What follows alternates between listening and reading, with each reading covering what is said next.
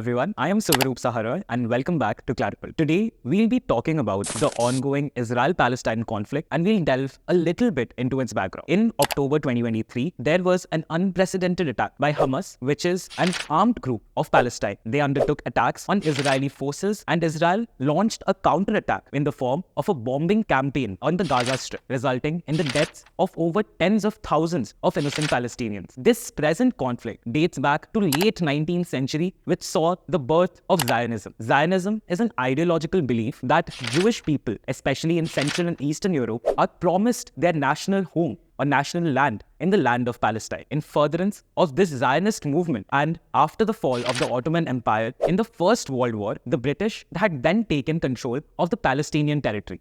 In 1917, Britain's then Foreign Secretary, Mr. Arthur Balfour, sent a letter to Walter Rothschild, who was a prominent Jewish British figure of that time. And in that letter, he mentioned that Britain would be committed to facilitating the immigration of European Jews to their occupied Palestinian territories. This letter, which then came to be known as the Balfour Declaration, has in itself the roots of the present conflict. This letter, in fact, also amounted to the British Mandate, which lasted from 1923 to 1948, which allowed European Jews to travel from Europe to the occupied Palestinian territories. In furtherance of such a mandate, there arose tensions in the Palestinian territories between the original inhabitants, the Arabs, and the then immigrating Jewish population. This Balfour Declaration gave rise to tensions between the inhabitant Palestinian population and the then immigrant Jewish population who just came from Europe. As a result of ongoing tensions and the then colonial rule of the British in the Palestinian territories, in the 1930s, there arose series of tensions which finally culminated in a revolt against the British occupation. This revolt was in the form of then boycotting Jewish products and withholding British tax from payment. As a result of these revolts, British then collaborated with the immigrant militant population and then sought to put an end to the ongoing tension. And in 1939, the revolt was finally stopped by Britain. Then, in 1947, the newly formed United Nations passed a resolution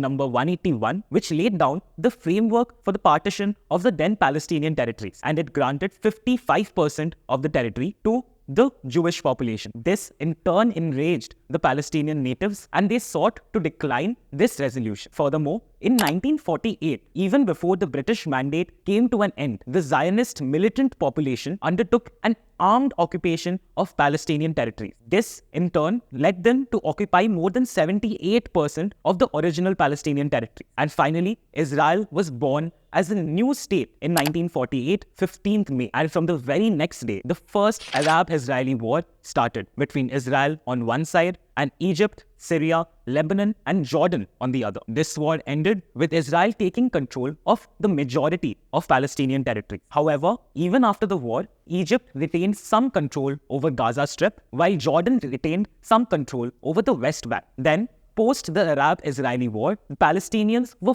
displaced and they were forced to move into neighboring nations of Lebanon, Jordan, and Syria. And this displacement caused a loss of livelihood and immense mental trauma to these native Palestinians. Then, in the year 1948, the United Nations released another resolution number 194, that allowed these native Palestinians who were forcefully displaced from their native country to come back and live in Palestine again. Now, we move to 1964, when the Palestinian Liberation Organization was formed. And just a few years after that, in 1967, another war broke down between the Arab forces on one side and Israel on the other. And this famously came to be known as the 6 Days War. In this war, Israel then continued to take control of previously unoccupied territories of Gaza Strip and West Bank from the Egypt and Jordan respectively. And as a result, Israel in 1967 controlled almost all of the Palestinian territories, and they started building their settlement infrastructure in these regions. Their settlement construction was undertaken from the year 1967, and a two-tier system of citizenship was imposed in then Israel. That is, the earlier Israeli immigrants who had shifted from Europe to Palestine were now given the status of a citizen, with them having all the political and social rights, while the native Palestinians were stripped of the same rights and were forced to live under a military occupation. Now, we move forward to the year 1987, which gave rise to the first uprising, also known as the First Intifada. This uprising, which led to the deaths of thousands of people on both sides, arose from 4 Palestinians in vans dying from a truck colliding with them. This truck was owned by the Israelis, and this first uprising also gave rise to the formation of an armed group called the Hamas. And since then, there have been tensions across the borders from both ends. The second uprising undertook in the year 2000, when the first uprising came to an end when the Oslo Accords was signed between both the parties, and thus led to a ceasefire between Palestine on one side and Israel on the other. And this again led to the loss of countless lives. Palestine saw its first general elections in the year 2004, when Hamas, the previously armed militant group of Palestine, was brought to power. And therefore,